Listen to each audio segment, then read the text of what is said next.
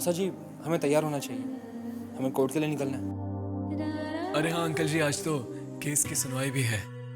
आपको हमारी ओर से ढेर सारी शुभकामनाएं। ओ भाई, अब तो सब कुछ शुभ शुभ ही होना है।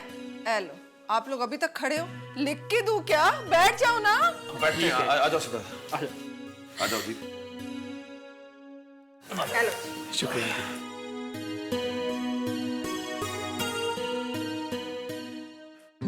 आज के बाद ना मैंने ना रचना तेरे को हाथ पकड़ के ना कॉलोनी में घुमाना है। ये जितने कंजर कॉलोनी वाले हैं ना, सब एक एक करके तुझसे माफी मांगेंगे। ओके, मजाक है। हमारी रचना जीत के आई है भाई। बस बबली जी बस, वो कोर्ट का फैसला थोड़ी आया अभी। मौसा जी, फैसला नहीं आया तो क्या हुआ? हम तो जानते नहीं फैसला क्या आने वाला है। हो नहीं था कि ऐसा तो हो ही नहीं सकता कि जी बहुत अच्छा लगा आपको इतने जोश में देखकर। लगता है काफी खास सबूत है हमारे पास। हाँ वो है ना सर। सच की हमेशा जीत होती है, यही कहना चाहती है ना तू? हाँ भाई, जोश में तो होना ही हुआ। भाई हमारी झोली में सच जो है, और सच हमेशा ही जीतता है। क्यों? 100% सही बात है ये। अब फिलहाल अंकल जी मैं निकलूंगा और फिर टाइम से कोर्ट में मिलता हूँ आपसे। नमस्कार। इधर तू ना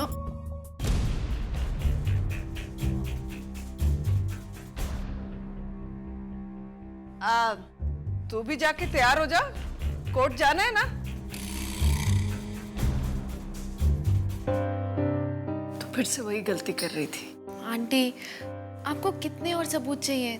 सिड हमारे साथ है। पता नहीं, मुझे तो कुछ समझ में नहीं आ रहा।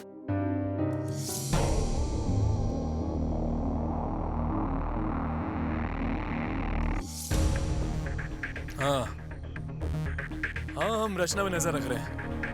नया पत्ता? हमें नहीं लगता कि कोई और नया पत्ता छुपाए रखे हैं लोग। नहीं नहीं, बहुत ही सीधे लोग हैं, राजा हरिश्चंद्र के जमाने के। सत्य और न्याय के सिक्के जो बनने बंद हो गए हैं ना, बस उन्हीं को जेब में डालकर घूमते हैं लोग। पता नहीं क्या होगा इन लोगों का। हाँ, ठगराल सर को बता दीजिएगा, परेशान होने की कोई बात नहीं है। पक्का हारेंगे ये लोग। ठीक है। हम आपसे कहते रहते ना, जब कोई काम ठीक से नहीं कर सकते तो नर्वसनेस तो होगी। इसीलिए मैं कहता रहता हूं कि कम से कम एक चीज में तो अपने आप को लायक बनाओ। एग्जाम की तैयारी हो गई है? तैयारी हो गई है? गुड। चलो 5 मिनट में नीचे आ जाओ, मैं तुम्हें एग्जाम हॉल पे छोड़ दूंगा।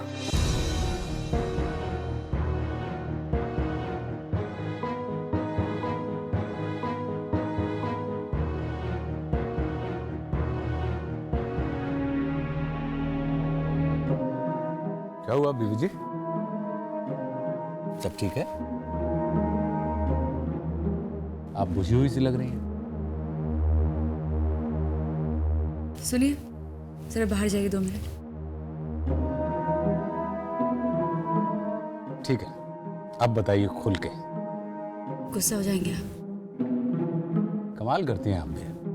हम कोई स्कूल के हेडमास्टर हैं कि जो बात बात पे गुस्सा हो जाएं। पता नहीं, कुछ अजीब सा लग रहा है, अंदर से बेचैनी हो रही है। आपको एसिडिटी होगी, चेक करवा लेते हैं। आप हर समय मजाक ही क्यों करते रहते हैं? मैं कुछ कह रही हूं ना। देखिए, इस बात को आप नकार नहीं सकते। कल रात को मैंने देखा आपको बच्चा सिंह के साथ बात करते हुए।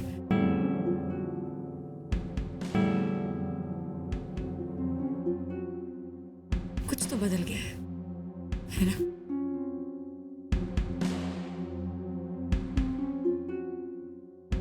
आपकी इसी बात के हम दीवाने हैं। ये जो आनन फानन में आप निर्णय ले लेती हैं ना किसी व्यक्ति के बारे में।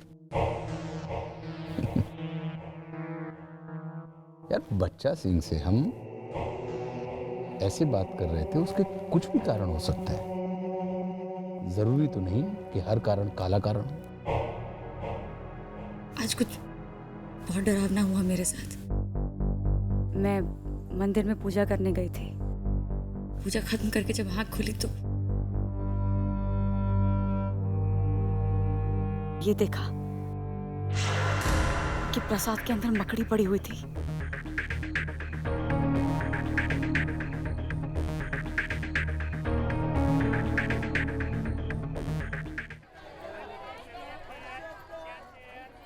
Room number 1।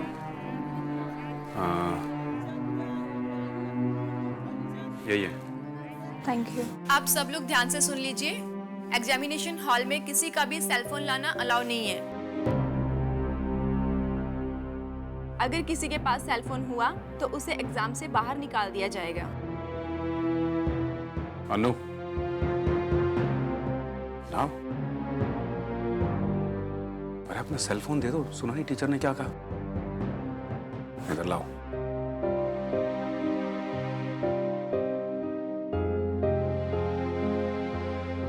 All the best.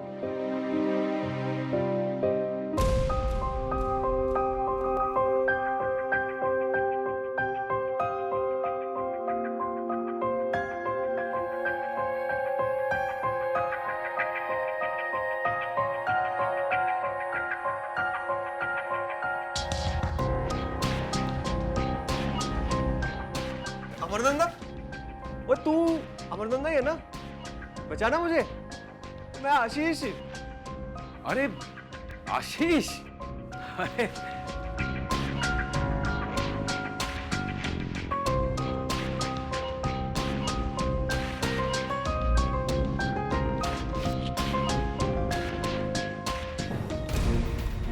मैं क्या करूं?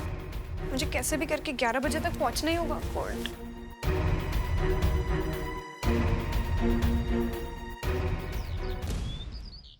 दीदी को फोन किया था तो उन्होंने कहा कि ये बहुत बड़ा अपशगुन है, और वो भी तब जब आपका कोर्ट केस चल रहा है। डर लग रहा है मुझको। एक बार एक आदमी ने 1000 साल तक तपस्या की। भगवान प्रसन्न हुए। भगवान आए, बोले बोल क्या मांगता है? उसने कहा प्रभु मुझे 10,000 वर्ष की आयु दीजिए। भगवान ने कहा दी, लेकिन मुझे एक बात बता, तू क्या करेगा इतनी आयु लेके? बोले भगवान कुछ नहीं, आपकी इस बनाई हुई दुनिया को जानूंगा, समझूंगा, घूमूंगा। भगवान हंसने लगे, बोले कि जब तू 1000 साल तपस्या करके तुझे ये नहीं समझ में आया कि ये जो संसार है माया है, तो 10,000 वर्ष घूम के कैसे पता लगाएगा? कहानी का सार ये है राधा जी कि ये संसार जो है सब माया है, और आप कहाँ ये दही में मकड़ी में परेशान है। Good morning.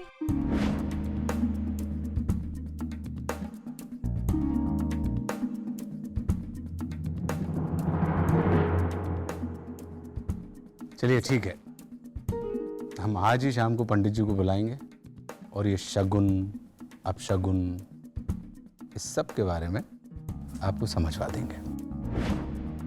अभी मुझे अदालत जाने दीजिए।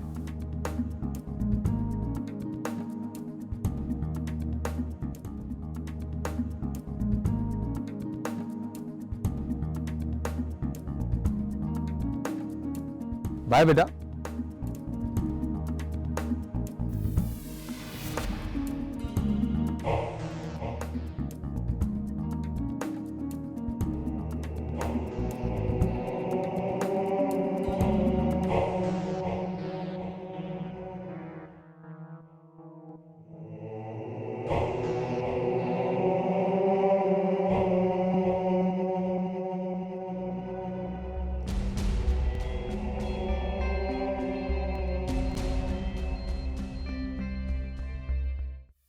कोई नजर ही नहीं आ रहा।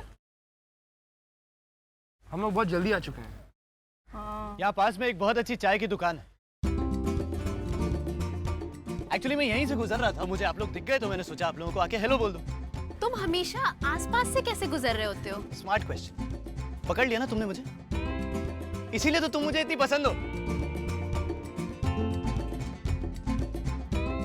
नहीं अंकल, मेरा मतलब वो नहीं था।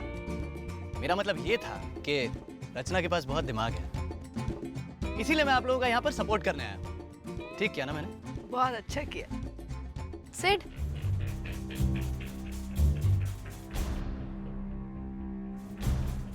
नमस्कार।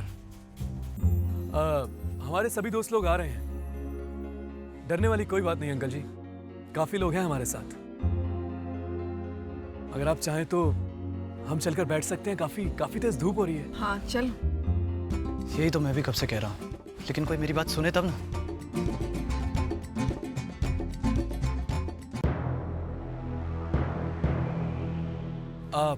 आप किसी का इंतजार कर रही हैं क्या? नहीं। तो चलिए। आप किसी का इंतजार कर रहे हैं क्या? तो फिर चलिए।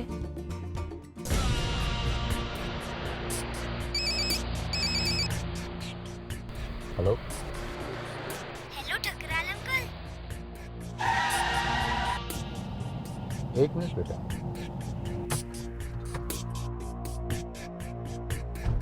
अंकल मैंने ना आपको और फोटोज भेजी, आपने देखी?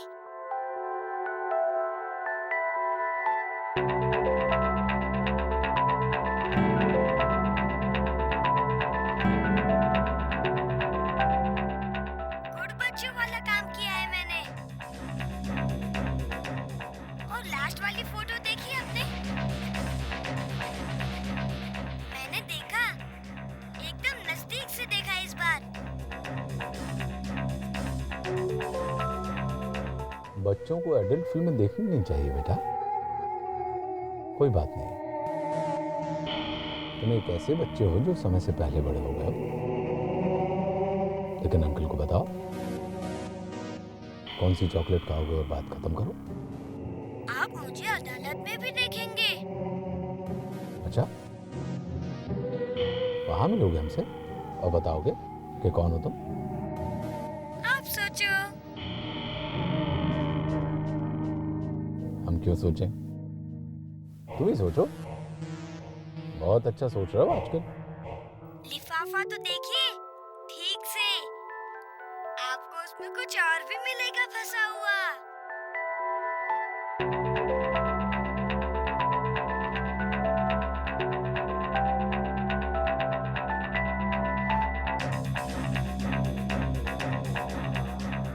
मैं पूजा कर रही थी, पूजा खत्म करके जब आँख खोली तो ये देखा कि प्रसाद के अंदर मकड़ी पड़ी हुई थी।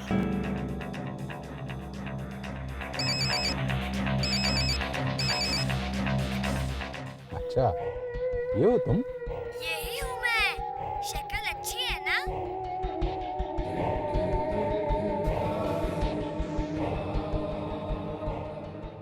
पकौड़े उतने अच्छे नहीं थे नहीं, लेकिन राहुल को बहुत चस्का है, अभी तक वहीं चिपका हुआ है। वो अंकल जी, हमारे मित्र थोड़ा लेट हो गए हैं। दरअसल अभी खबर मिली है कि काफी ट्रैफिक जैम है रास्ते में, बस आते ही होंगे। रचना जी। हाँ? सब ठीक तो है ना? काफी परेशान लग रही हैं आप। नहीं। हमें लगता है कि अब हमें अंदर चल के ही बैठना चाहिए। हाँ चले। आप लोग चलिए, मैं राहुल और बबली आंटी का वेट करती हूँ, उन्हीं के साथ आ जाऊंगी। आइए आप आगे चलिए। सिड, ये तुम्हारा है क्या?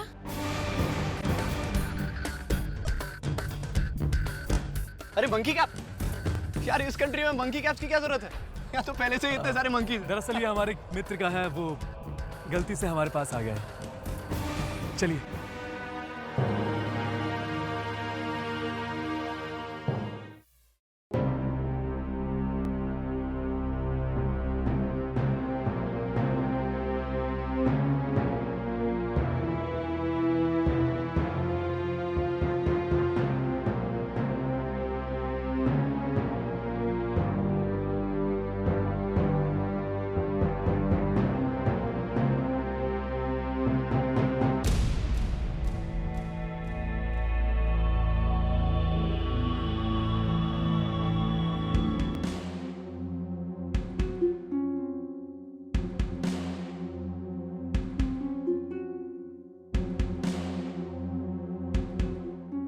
अनु ने बोला था वो जल्दी आ जाएगी। हाँ, पर मुझे नहीं लगता वो आ पाएगी। मैंने रजनी को फोन किया था, उसने बताया कि अमर ने ना अनु को कोई एग्जाम देने भेज दिया है। पर वो इतना तो कह रही थी कि अनु एग्जाम से भाग के आ जाएगी। मुझे ये नहीं समझ में आ रहा वो अब तक आई क्यों नहीं।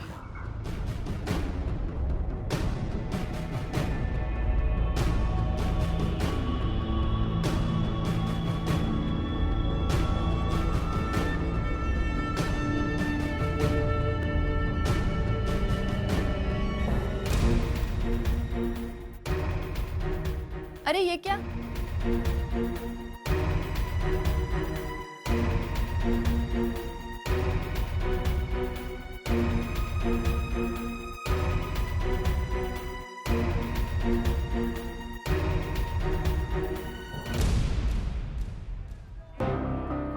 रचना, क्या हुआ?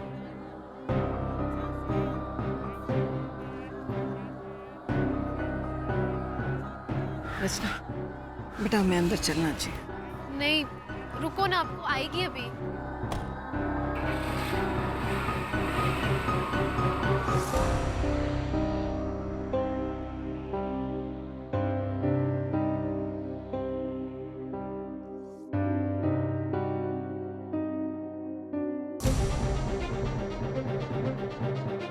ये तो बड़ी दिक्कत हो जाएगी। हमने है ना जीत को बता देना चाहिए, या हमने दिवाकर साहब को कहना चाहिए था कि वो अनु को लाने में हमारी मदद करें। लेकिन ऐसा होगा ये हमने सोचा ही नहीं था।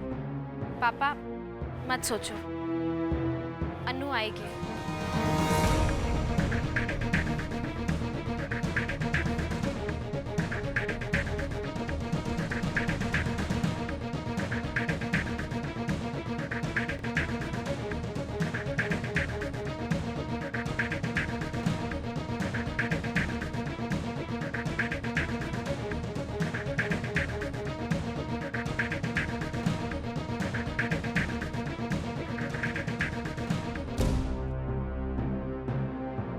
पता नहीं कहाँ रह गई है।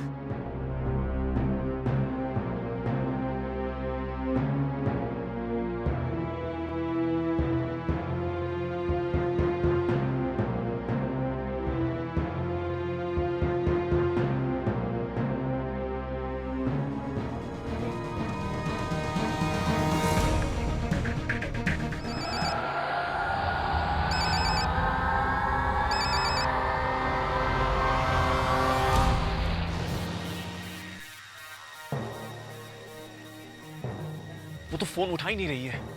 रजनी तो कह रही थी कि वो 10 मिनट की दूरी पर है। उस हिसाब से तो उसे आ जाना चाहिए ना। अगर कोई जाके उसे देख के आए और ले आए तो हो सकता है उस बेचारी को किसी किस्म की मदद की जरूरत हो। हाँ, पर जाएगा कौन? क्या हुआ, कोई मदद की जरूरत है क्या? नहीं, वो अनु को लाना था। अनु? हाँ, मेरी कजिन और केस में मेन गवाह।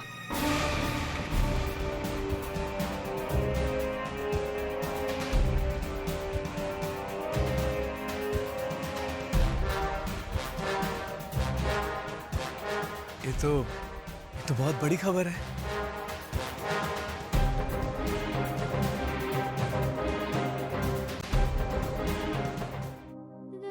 कितनी बार ऐसा हुआ होगा जब आपने लोगों को कहते सुना होगा कि सचमुच में भी कहीं ऐसा होता है क्या?